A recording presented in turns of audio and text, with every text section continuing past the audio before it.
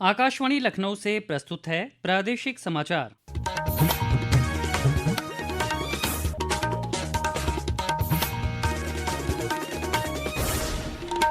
मुख्य समाचार। मुख्यमंत्री योगी आदित्यनाथ ने आज भारत रत्न पूर्व प्रधानमंत्री स्वर्गीय अटल बिहारी वाजपेयी की 8वीं पुण्यतिथि पर अर्पित की श्रद्धांजलि। कहा, अटल जी का जीवन देशवासियों को सदैव देता रहेगा प्रेरणा।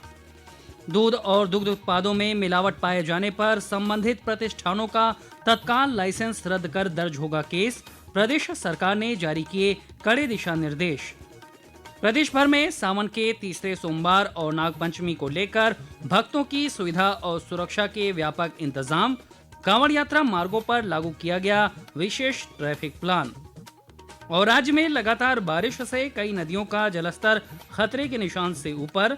वाराणसी में गंगा के बढ़ते जलस्तर को देखते हुए नौका संचालन पर लगी रोक। नमस्कार, प्रदेश के समाचारों के साथ मैं शैलेंद्र और अब समाचार विस्तार से। मुख्यमंत्री योगी आदित्यनाथ ने आज लखनऊ में भारत रत्न पूर्व प्रधानमंत्री स्वर्गीय अटल बिहारी वाजपेयी की 8वीं पुण्यतिथि के अवसर पर उनकी प्रतिमा पर माल्यार्पण कर उन्हें नमन किया। इस अवसर पर श्री योगी ने कहा कि राष्ट्र सेवा, सुशासन और जन कल्याण के लिए अटल जी का जीवन सदैव देशवासियों को प्रेरणा देता रहेगा। पूर्व प्रधानमंत्री के सार्वजनिक जीवन को याद करते हुए मुख्यमंत्री ने कहा कि स्वर्गीय वाजपेयी भारतीय राजनीति के अजात शत्रु के रूप में राष्ट्र सर्वोपरि के भाव के साथ निरंतर कार्य करते रहे। भारतीय राजनीति के वे एक अजात शत्रु के रूप में राष्ट्र सर्वोपरि के भाव के साथ निरंतर कार्य करते रहे। अटल बिहारी वाजपेयी जी, जिन्हें 1957 में पहली बार उत्तर प्रदेश के बलरामपुर संसदीय सीट से देश की संसद के लिए चुने जाने का अवसर प्राप्त हुआ और जिन्होंने 5 बार लखनऊ संसदीय क्षेत्र का प्रतिनिधित्व करते हुए देश की संसद में नेता विरोधी दल के रूप में, प्रधानमंत्री के रूप में अपने यशस्वी शासन का लोहा मनवाया हो। स्वर्गीय वाजपेयी जी की पुण्यतिथि के अवसर पर लखनऊ के केजीएमयू साइंटिफिक कन्वेंशन सेंटर में अटल स्मृति संध्या का आयोजन किया गया। मुख्यमंत्री योगी आदित्यनाथ कार्यक्रम में मुख्य अतिथि के तौर पर शामिल हुए। कार्यक्रम में वरिष्ठ साहित्यकार अशोक चक्रधर ने काव्य पाठ किया। प्रथम स्वतंत्रता संग्राम 1857 की महान क्रांतिकारी वीरांगना रानी अवंतीबाई लोधी की जयंती पर आज मुख्यमंत्री योगी आदित्यनाथ ने लखनऊ में उनकी प्रतिमा पर पुष्प अर्पित कर उनकी स्मृतियों को नमन किया। इस मौके पर मुख्यमंत्री ने कहा कि रानी अवंतीबाई लोधी मातृभूमि के लिए अपना सर्वस्व समर्पित करने वाली महान वीरांगनाओं में से एक थीं। श्री योगी ने कहा कि प्रदेश में अवंतीबाई का आदर्श लोगों के लिए प्रेरणा बन सके, इसके लिए बदायूं में वीरांगना रानी अवंतीबाई के नाम पर पीएसी की नई वाहिनी का गठन किया गया है। उत्तर प्रदेश जैसे राज्य में वीरांगना अवंतीबाई लोधी जी का ये आदर्श उत्तर प्रदेश के लिए प्रेरणा बन सके, इसके लिए हमारी सरकार ने उत्तर प्रदेश पीएसी बल में जब 3 नई महिला बटालियन के गठन की कार्रवाई को आगे बढ़ाया, तो इन 3 पीएसी महिला बटालियन का नामकरण और उनके गठन के पीछे का जो ध्येय था, उसके पीछे भी उद्देश्य स्पष्ट था। सिद्धार्थनगर में सांसद जगदम्बिका पाल ने वीरांगना अवंतीबाई की जयंती पर आयोजित कार्यक्रम को संबोधित करते हुए कहा कि आज की पीढ़ी को उनके द्वारा राष्ट्र के लिए किए गए कार्यों से प्रेरणा लेने की जरूरत है। प्रदेश में खाद्य सुरक्षा एवं औषधीय प्रशासन ने दूध और दुग्ध उत्पादों, खोआ, पनीर, घी आदि में स्वास्थ्य के लिए घातक हानिकारक रसायनों के इस्तेमाल पर प्रभावी रोकथाम के लिए कड़े दिशा निर्देश जारी किए हैं। पेश है एक रिपोर्ट। आयुक्त खाद्य सुरक्षा डॉक्टर रोशन जैकब की ओर से जारी आदेश के अनुसार किसी डेयरी या डेयरी उत्पाद की विनिर्माण अथवा प्रसंस्करण इकाई में हानिकारक रसायन अथवा अपमिश्रक पाए जाने पर संबंधित निर्माण इकाई को तत्काल बंद करने तथा समस्त दुग्ध उत्पादों को जब्त करने के साथ साथ बीएनएस की सुसंगत धाराओं में एफआईआर दर्ज होगी। इसके अतिरिक्त मिलावटी ब्रांड्स की बिक्री पर प्रदेश व्यापी रोक लगाकर प्रतिष्ठान का खाद्य लाइसेंस तत्काल रद्द करने की कार्रवाई की जाएगी। आदेश में स्पष्ट किया गया है कि दूध एवं दुग्ध उत्पादों का निर्माण और विक्रय उनकी मूल प्रकृति एवं निर्धारित खाद्य मानकों के अनुरूप ही किया जाना चाहिए। विभिन्न जनपदों में दूध और दुग्ध उत्पादों में हानिकारक रसायन और मिलावटी तत्वों के इस्तेमाल के मामले सामने आने के बाद प्रदेश सरकार ने ये निर्णय लिया है। आकाशवाणी समाचार कक्ष से सुषमा कुकरेती। प्रदेश के 6 जिलों मेरठ, बरेली, लखनऊ, वाराणसी, आगरा और अयोध्या में अग्निवीर भर्ती रैली आयोजित की जाएगी। भर्ती रैली कल 17 अगस्त से मेरठ से शुरू होगी। यह अभियान 14 अप्रैल को अयोध्या में समाप्त होगा। मेरठ में 17 अगस्त से 9 सितंबर, बरेली में 14 सितंबर से 30 सितंबर, लखनऊ में 11 जनवरी से 28 जनवरी 2027, वाराणसी में 2 फरवरी से 27 फरवरी, आगरा में 4 मार्च से 24 मार्च और अयोध्या में 29 मार्च से 14 अप्रैल 2027 तक अग्निवीर भर्ती रैली का आयोजन किया जाएगा। मुख्य सचिव एसपी गोयल ने पिछले दिनों समीक्षा बैठक के दौरान भर्ती स्थलों पर अभ्यर्थियों के ठहरने, सुरक्षा और भीड़ एवं यातायात प्रबंधन की प्रभावी व्यवस्था सुनिश्चित करने के निर्देश दिए हैं। ये समाचार आप आकाशवाणी लखनऊ से सुन रहे हैं। ताज़ा समाचार जानने के लिए आप हमारी वेबसाइट newsonair.gov.in पर लॉगिन कर सकते हैं।